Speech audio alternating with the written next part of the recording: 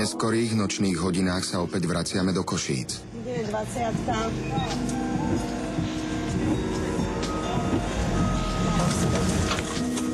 To je 20-ka. Elka Šťavnická a záchranár Ľubomír Juris smerujú v doprovode polície na jedno zo zanedbaných košických sídlisk.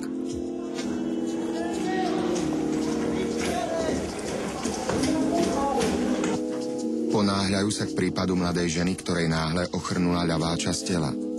Na dispečing 112 zavolala jej vystrašená matka. Marika, čo jej bolo? A čo, nič. Povedala, že je jej zle a už išla. Ale čo, triasla sa? Hej, trošku som triasla, ale ja by som jej dávala vodu. Lieči sa na epilepsiu? Tá lieky nedali, lebo je dlho stále. Tehotná je? Hej. Prvý mesiac kartu poistenca a papiere, keď má od ginekologičky. Bola v poradne? Nie? Matka sa na dispečingu o pacientkynom tehotenstve nezmienila. Čo ťa boli niečo? Čo? Práva? Ľava?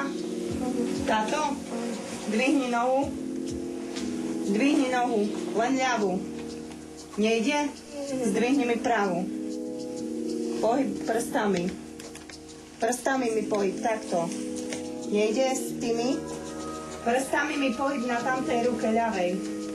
Takto. Nejde? Zavri pest. Zase zavri pest. Nie. Tak. Lieky neužíva. Nejaké drogy alebo niečo. Nič. Ja už ma môžeš vypnúť. Nebere žiadne lieky. Ale bola na vyšetrení niekde?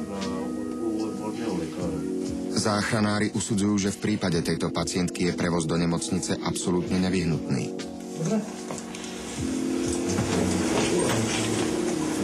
Sídlisko je v dezolátnom stave, ale rodina pacientky žije vo veľmi slušných podmienkach. Sú ochotní so záchranármi spolupracovať a na príbuznej im mimoriadne záleží.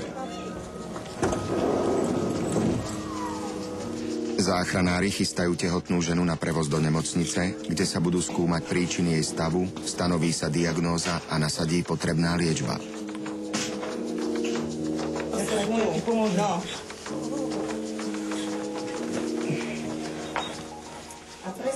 Život človeka je plný nevysvetliteľných paradoxov. Svojmu osudu sa nedokázal vyhnúť ani hrdina dnešnej 112-ky, 36-ročný Ľubomír Juris, otec rodiny, skvelý muž a vynikajúci košický záchranár. Ten, ktorý dennodenne obetavo zachraňoval životy druhých, skonal dňa 4. marca 2007 na následky srdcového infarktu. Česť jeho pamiatke.